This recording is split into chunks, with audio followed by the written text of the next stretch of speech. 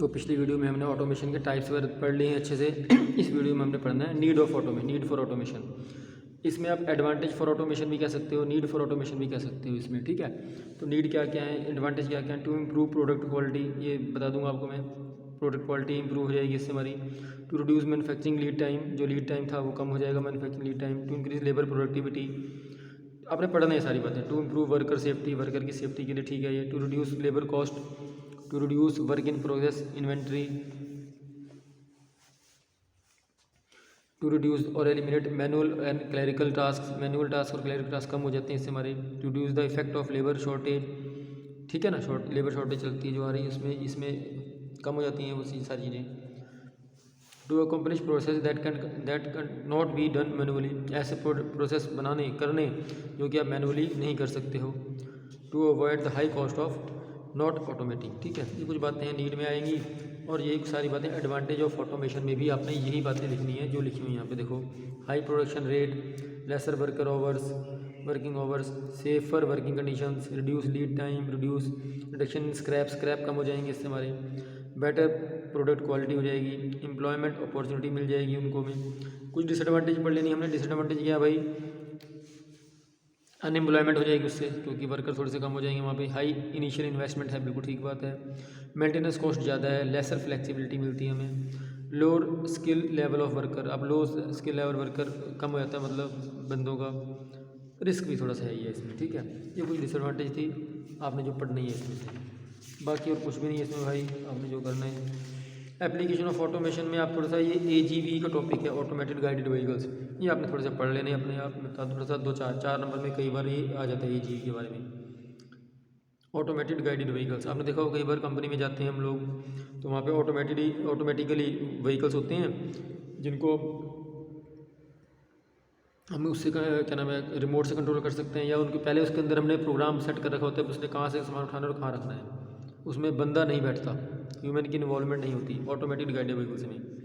कहते हैं automated guided vehicles have played an important role in moving materials and product for more than 40 years, 40 साल पहले से चल रही है मशीन वाली मेरी, 1953 में हुई थी भाई। इसकी डेफिनेशन यहाँ लिखी हुई मिली हुई है। The matter handling is defined as an AGV is the vehicle equipped with automatic guidance equipments, ठीक है, आइदर इलेक्ट्रोमैग्नेटिक और ऑप्टिकल।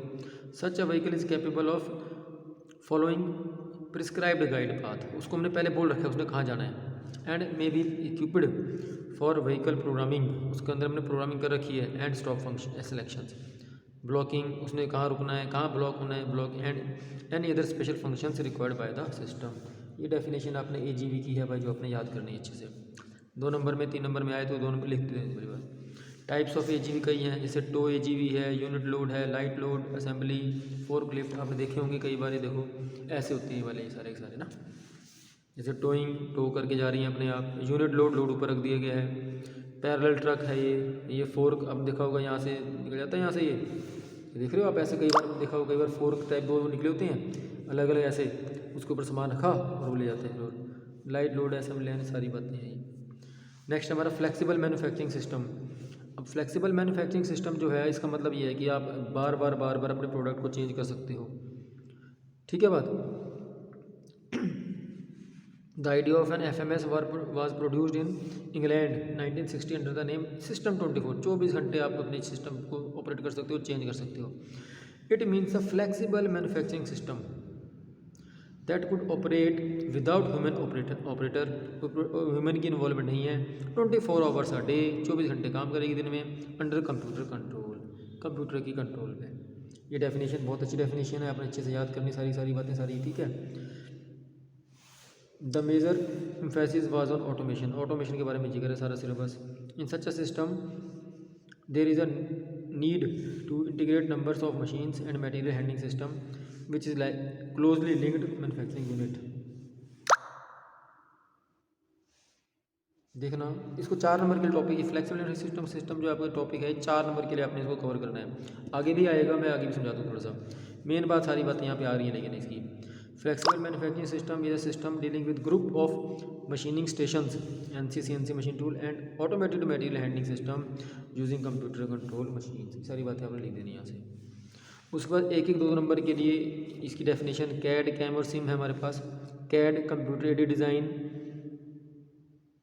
डिज़ाइनिंग करते हैं हम। आपने कैड सीखते भी हो, वैसे मैकेनिकल स्टूडेंट्स को कई बार कैड सीखने भी जाते हैं हम लोग, ठीक है। कैड सीखते हैं, उसमें कंप्यूटर पे हमने 3 डायमेंशनल व्यू है इसका एक्चुअल में, ठीक है, किसी भी ऑब्जेक्ट का। वहाँ पे देखते हैं हम कैसा बनेगा, क्या होगा, डिज़ाइनिंग कैसे होगी उसकी, और कैम में उसको हम अप्लाई करते हैं एक्चुअल में, ठीक है। जैसे computer aided design CAD is the process of converting a 3 dimensional object और idea into the numerical computer model. Computer के ऊपर हम चेक करते हैं, हम देखते हैं किसी भी ऑब्जेक्ट को 3 डायमेंशनल व्यू से उसका, ठीक है। कैम उसको एक्चुअली में अप्लाई करना, computer aided manufacturing. Computer aided manufacturing एक नंबर में इसकी फुल फॉर्म आए थे कई बार। Utilises numerical codes to generate a physical part, ठीक है बात। फिजिकल पार्ट बनाने में जो न्यूमेरिकल कोड की जरूरत पड़ेगी वो है हमारा CAM. CIM computer integrated manufacturing. Computer integrated manufacturing is architecture for integration of multiple technologies through computers linking each individual is and of automation to a close loop business system. ये definition आपने अच्छे से याद कर देनी है, CAD, cam और SIM की भी, ठीक है। एमर्जिंग ट्रेंड्स चाहो तो पढ़ लेने, तो छोड़ देना, ज़्यादा इंपॉर्टेंट नहीं है हमारे, ठीक है। उसके बाद जो टॉपिक है हमारा ये है ऑटोमेटिक और ऑटोमेटेड असेंबली। असेंबली आपको पता है दो या दो से ज़्यादा पार्ट बनेंगे, उनको जोड़ते हैं हम, ज्वाइन करते हैं तो असेंबली बन जाती है। जैसे ये भी असेंबल क्या पार्ट है, ये अलग था, ये अलग है, दोनों को मैंने जोड़ दिया, ज्वाइन कर दिया, असेंबली बन गई। लेकिन ऑटोमेटिक असेंबली क्या है, जिसमें ह्यूमन इन्वॉल्वमेंट ना हो, ऑटोमेटिक तरीके से असेंबल बने सारा काम। देखिए ध्यान से एक बार, assembly involves the joining together of 2 और more separate parts to form new entity, एक नई चीज़ बन जाती है, विच मे बी असेंबली और सब असेंबली। ऑटोमेटिक असेंबली क्या है, automatic assembly refers to the mechanized and automated device to perform the various assembly task in an assembly line और सेल। जो असेंबली लाइन में मैकेनाइज्ड और ऑटोमेटेड डिवाइस के through काम हुआ। तो automated assembly system performs a sequence of automated operations, ठीक है, सीक्वेंस ऑफ ऑटोमेटेड ऑपरेशंस है जो उसने परफॉर्म करने हैं, to combine multiple components into a single entity. कई सारे हैं, मल्टीपल कंपोनेंट्स हैं, उसको सिंगल एंटिटी में कन्वर्ट कर देगा, which can be final product, वो जो हमारा क्या होगा, फाइनल प्रोडक्ट होगा, ठीक है। Assembly, automatic assembly is considered appropriate if it meets the following condition. ये सारी कंडीशन होंगी तभी ऑटोमेटिक असेंबली हो सकती है। हाई प्रोडक्ट डिमांड होनी चाहिए भाई, प्रोडक्ट की डिमांड होनी चाहिए, तभी तो जरूरत पड़ेगी इसकी, तभी हम इस पर जाएंगे।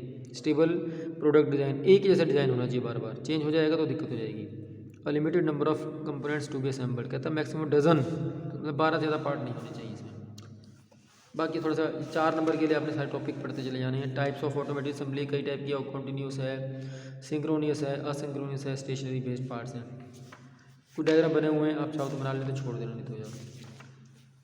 नेक्स्ट हमारा टॉपिक इसमें देखो, फिर दोबारा FMS आ गया, फ्लेक्सिबल मैन्युफैक्चरिंग सिस्टम। ये सारी बातें वही लिखी हुई जो मैंने बताया, सिस्टम 24 1960 में इंग्लैंड में हुआ था। डेफिनेशंस मैंने वहाँ भी बताई थी, यहाँ भी वही हैं यार। Flexible manufacturing system is a group of CNC machine tools integrated with automated material handling system to process a variety of different types of parts at various workstations। Definition आपने याद करनी, कुछ नहीं करना। और बाकी बहुत बड़ा टॉपिक दे रखा है इसमें, आपने इसको 4 नंबर के लिए ही याद करना है, बस ज़्यादा नहीं करना आपने। एडवांटेज बेनिफिट लिखाना भाई, अगर ना पूछे तब भी लिखाना यार, 4 कुछ ना कुछ नंबर आपको इसमें मिल जाएंगे अच्छे से, ठीक है। नेक्स्ट टॉपिक जो मैंने बताना है वो आपको ओवरव्यू ऑफ ग्रुप टेक्नोलॉजी। ये टॉपिक भी 4 नंबर के लिए आपने तैयार करना है, आ जाता है कई बार। मैंने पिछले कुछ क्वेश्चन पेपर भेजे हैं आपके पास, वो भी देखना, चेक करना एक बार अच्छे से, ठीक है। तो ग्रुप टेक्नोलॉजी एक्चुअल में कहते हैं भाई हम 2 तरह के ग्रुप बनाना है एक्चुअल में, ठीक है। हम 2 अलग अलग तरीके से ग्रुप बनाएंगे। एक तो उनसे जो ग्रुप बना लेंगे जो कि एक जैसी दिखती हैं मुझे, ठीक है, similar in shape and geometry होगी। दूसरा हम ग्रुप ऐसा बनाएंगे जिसमें हमने सिमिलर टाइप के ऑपरेशन परफॉर्म करने हैं, दिखती अलग अलग हैं लेकिन ऑपरेशन हमने एक ही जैसे परफॉर्म करने हैं। मान लो कोई 2-3 अलग अलग पार्ट्स हैं लेकिन उस पर ऑपरेशन एक ही जैसे परफॉर्म हो, मान लो उस पर लेथ पे जाना है, मिलिंग पे जाना है, ड्रिलिंग पे जाना है, सब ने जाना है, ठीक है। तो उनको अलग ग्रुप बना लेंगे, ग्रुप टेक्नोलॉजी। तो group technology is simply a manufacturing philosophy, actual में मैन्युफैक्चरिंग फिलोसफी है, in which similar parts are group together. Similar parts, एक जैसे पार्ट आपके ग्रुप हो जाएंगे। पार्ट्स कुड भी सिमिलर, कैसे होंगे, 2 वे में होंगे, मैंने बताया अभी आपको। Similar in shape and geometry, similar in operation. जैसे द रोटेशनल पार्ट, जो भी रोटेटिंग पार्ट्स हैं, मान लो स्पिंडल है, शाफ्ट है, बियरिंग है, ये कैसे हैं एक्चुअल में, इनमें डायमीटर होता है इनमें यार, रोटेशनल पार्ट्स हैं सारे के सारे। Are similar in geometry, geometry इनकी सब सिंपल है, लेकिन मैं मशीन टूल बेड कहूँ, गियर बॉक्स बॉडी कहूँ, ब्रैकेट कहूँ, ये सारे अलग अलग दिखते हैं, लेकिन इन सब पर एक जैसे पर ऑपरेशंस परफॉर्म होंगे। दे में रिक्वायर सिमिलर ऑपरेशंस, एक जैसे ऑपरेशन सब पे परफॉर्म होंगे, सच एज मिलिंग, इस पर मिलिंग होगी, इस पर भी मिलिंग होगी, इस पर मिलिंग होगी, drilling, boring, but don't look similar, similar दिखते नहीं है लेकिन इन ज्योमेट्री। ठीक है, ये टॉपिक आपने देना, अच्छे से याद करके जाना है भाई। डेफिनेशन, जो अच्छी डेफिनेशन लगी देख लो एक बार ग्रुप टेक्नोलॉजी की। Group technology is an approach to the organization of work in which organizational units are relatively independent groups, independent group बना दिया हमने रिलेटिवली। ठीक है, each responsible for the production of given family of products, एक ही family जैसे products सारे सारे। ठीक है, एक डेफिनेशन यहाँ भी मिली हुई है, ग्रुप की डेफिनेशन तो ये रही है। ग्रुप टेक्नोलॉजी कह रहा है, group technology is the realization that many problems are similar, कई सारी प्रॉब्लम्स लेकिन सिमिलर होती हैं वो, and that by grouping similar problems a single solution can be found. कई सारी प्रॉब्लम है लेकिन उनका सॉल्यूशन एक ही है, तो उनको हमने एक जैसे ग्रुप में डाल दिया है। By grouping similar problems a single solution can be found to a set of problems, thus saving time and effort. इससे क्या होगा, हमारा टाइम और एफर्ट सेव हो जाएगा। कॉन्सेप्ट वगैरह देख लेना भाई, बार पढ़ लेना, ज़्यादा कुछ है ही नहीं बस इसमें, और कुछ नहीं टॉपिक में यार। 4 नंबर के लिए 2-3 टॉपिक आपने बेनिफिट्स एडवांटेज पढ़ लेना भाई ग्रुप टेक्नोलॉजी के। ठीक है, एप्लीकेशन में पढ़ लेना, बस आपको कैड कैम सिम के बारे में बता ही दिया है, ये सारी बातें आपने अच्छे से याद करके जानी है। ठीक है, it's all about your this unit.